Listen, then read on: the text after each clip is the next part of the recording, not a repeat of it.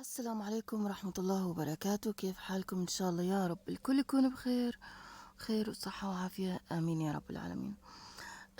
معاكم اليوم قصة جميلة جدا، والقسمة والنصيب أكيد بتحكم بالآخر. هاي القصة لازم كل واحد يسمعها يعرف إنه قسمتك بتاخدها لو بثم الأسد زي ما بيحكوا. صلوا على النبي يا جماعة، اللهم صل وسلم وبارك على سيدنا محمد وعلى آله الطيبين الطاهرين. بعد مرور عامين على وفاة زوجته التي تركت له النجمة الصغيرة تدعى صوفيا، قرر أخيرا السيد عمر الزواج. كان طوال هذه المدة لا يفكر في الأمر، لأنه كان يخاف على ابنته يميل لأحد زملائه زملائه في العمل التي كانت تعجبه كثيرا. كان يميل لأحد زميلاته في العمل التي كانت تعجبه كثيرا، امرأة في 27 ربيعا، جميلة المظهر، حسنة الخلق، مثقفة. أراد أن يفتح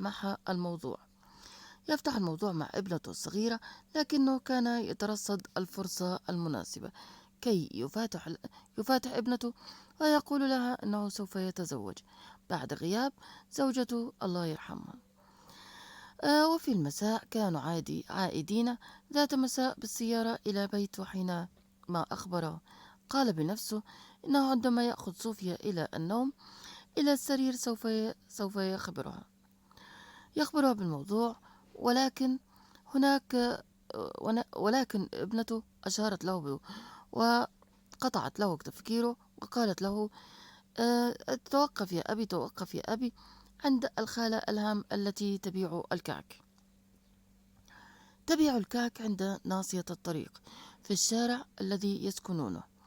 لتنبهه الأميرة صوفيا قائلة: أبي لقد تجاوزت الخالة ألهام، وأنا اشتقت لكعكها كثيرا، فلي كم من يوم ما ذقت وأنا نفسي فيه كثيرا.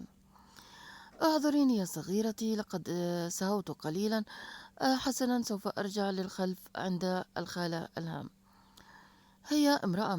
الخالة إلهام هي امرأة مسكينة، حكمت عليها الظروف من كل الجوانب، جميلة بطريقة بسيطة، ولها وجه بشوش، رغم أن آه، العمل دائما آه، عملها الدائم لقد أهملت نفسها كثيرا، وجعلت مظهرها كبيرة بالسن، مع الرغم أن عمرها لم يتجاوز 23. عمرها 23 ويبدو عليها السن الكبير، لأنها ليل نهار في الشغل، تعمل كاك وتذهب إلى الشارع.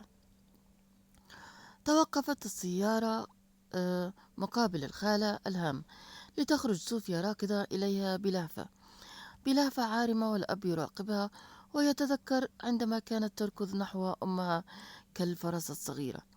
هجمت على خالتها وأخذتها الخالة في حضنها طويلا حتى وصل الأب إليهما، فألقى التحية. ردت عليه إلهام: وعليكم السلام ورحمة الله وبركاته. وكالعادة إلهام بوجهها البشوش الذي يتزين خجلا ردت السلام بكل حب، فسألها عن حالها وأحوالها وعن والدها المريض، فأجابته تلك الإجابة المشفرة: الحمد لله على كل حال، آه، ولا أريد أن أشكو أو أصدع رأسك بمشاكلي، فالحمد لله أولا وأخيرا. حينها كانت صوفيا تستمتع بالنظر إلى أشكال مختلفة للكعك الشهي، فانقطعت فجأة بصوت عالي: أبي، أريد الكعك من هذا النوع أرجوك، أريد أن تشتري لي هذا النوع، لم أذقه من قبل. ثم هرعت نحو الخالة إلهام مرة أخرى وهي تمسك بثيابها وتقول بعفوية: يا خالة إلهام، يا خالة إلهام، أتقبلين أن تكوني أمي؟ صدم الأب. بقي الأب مصدوما لثواني، لتنقذ إلهام الموقف بذكائها برفع صفية من على الأرض نحو حضنها، وهي تقول وتخاطبها بكل حنان: وهل تقبلين أنت أن تكوني لي أم؟ فأنا أيضا ليس لدي أم يا صوفيا الجميلة، وهي تضع يديها حول عنق إلهام وتقول: نعم، قبلت أن أكون أمك، وأنت اقبلي أن تكوني أمي أيضا.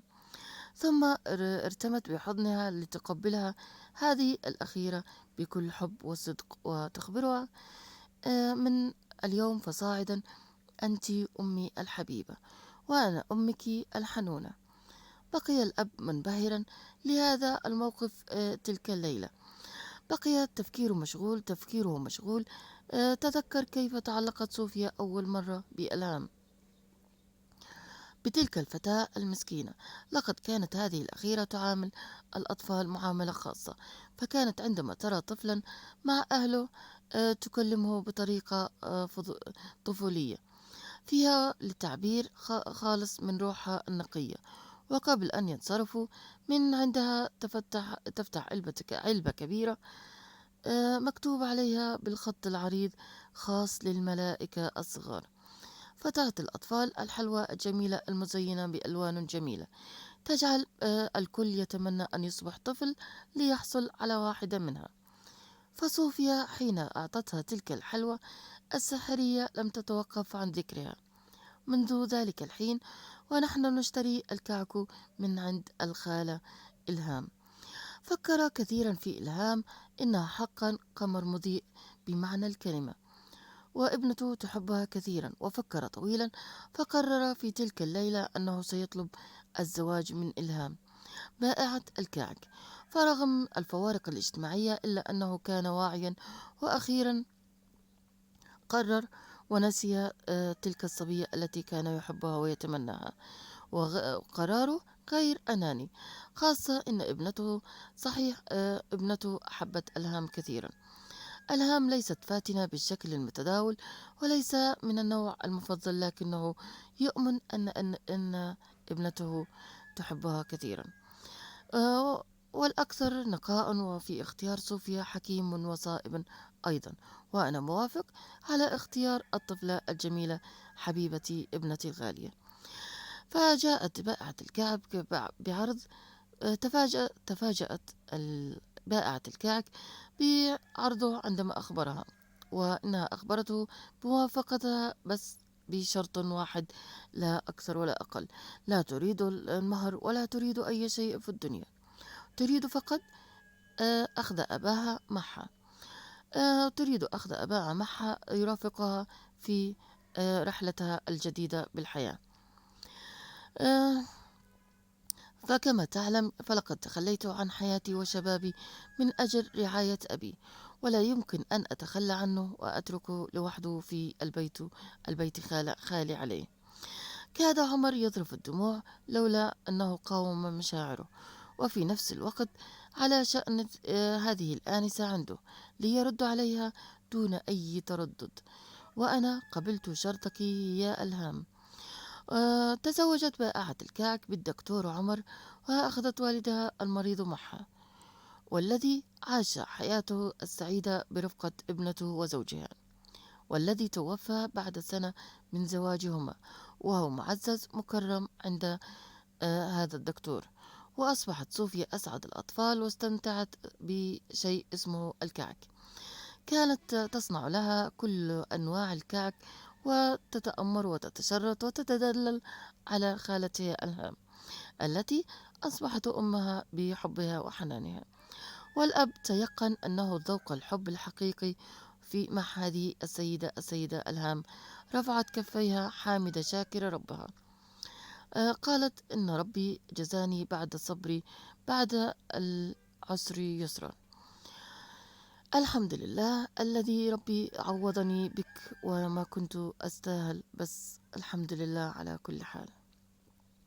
إن بعد الصبر آه، عوضني بعوض الجميل. هناك أشخاص مخفيون يملكون مفتاح السعادة، لكننا لا نستطيع رؤيتهم وسط ازدحام، ولكن الأرواح الأطفال تكشفهم لنا. لولا طفلتي الجميلة الصغيرة ما كنت تزوجت ألهام، وكنت تزوجت تلك الفتاة التي كنت أحلم بها بعد وفاة زوجتي الله يرحمها. بس كانت هاي قصتنا لليوم، إن شاء الله تكونوا استمتعتوا معي. أنا ريتا جمال، بحبكم بالله. يعني لو اختار زميلته صديقته حبيبته كان بنته اتعذبت، بس هيك بنته ارتاحت واختارت على كيفها، و... وأبوها ما ندم على هذا الاختيار. صلوا على النبي يا جماعة، اللهم صل وسلم وبارك على سيدنا محمد وعلى آله الطيبين الطاهرين. كانت معكم ريتا جمال، بحبكم بالله، لا تنسوني من دعوة حلوة منكم، الله يفرجها علينا وعليكم بحق لا إله إلا الله محمد رسول الله صلى الله عليه وسلم. السلام عليكم ورحمة الله وبركاته. سلام.